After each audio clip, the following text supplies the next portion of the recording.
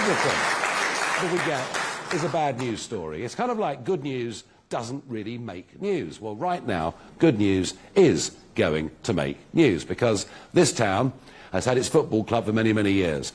Not so long ago, it went bust. It looked to be all over, but it has been saved. Yes, Bury FC is going to survive. And representing the supporters club tonight with me is John Raftery. John, welcome to... Thank you very much.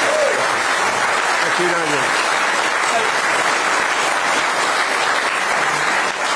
First things first. Yes. Bury are known as the Shakers. Yes. It's a most unusual name for a football team. No, it's Shakers. We always pride ourselves on being the small club, if you like, and our chairman, I don't know, hundreds or so years ago, we played the big boys, and he shouted out from the line, "Shake 'em up, Shakers, we can do it," and we've been fighting for the small clubs all the time. Good. And that's how we get our... Well, I'm fighting for the small people against the big banks at the moment. Yeah, so we've got something in common on that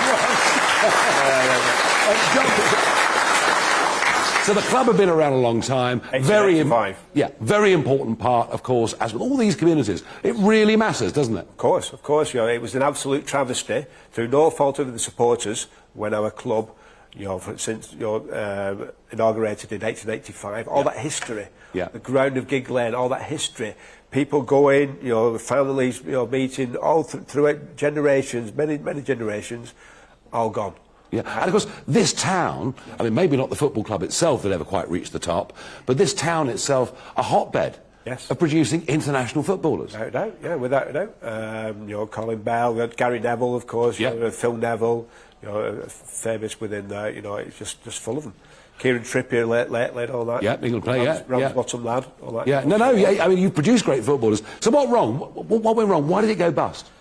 Rogue owners. Right, no governments from the English Football League. We knew something was going on. Everybody knew in football within there, but it just let it happen. They just came to a collision one day, and basically, us as supporters had no choice on that.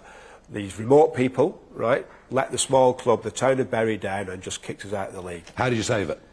We saved it by a couple of things. We had a split, if you like, fan base, right? Very quickly on that. About a third of our supporters joined their own AFC, right? And another group, James Daly, was instrumental in this, in buying the ground back with the government support within there. So the government, about a year ago, the government actually helped. Absolutely, yes. That's a good news story. That is a good news story. So here we are now, 1 year after purchasing Gig Lane again. Yep. And less than 36 hours, we're playing the football back at Gig Lane again. And selling tickets? You're selling tickets, that's mad. I've been there today, actually taking pride in people coming down paying cash, right? Don't tell them about that. Paying cash. The older generation are not internet related and things like that, so they want the help within there, and it's great. It's a great news story. They're actually emotional, tears in their eyes. You look at a quick trip round Gig Lane, and everybody's welcome. Down there. It's going to be I think it's going to be a sellout on Saturday, and it's great for the town. And we actually, for the local economy as well, it's fantastic. And we're going to play Prestwich Hayes local and Ramsbottom United.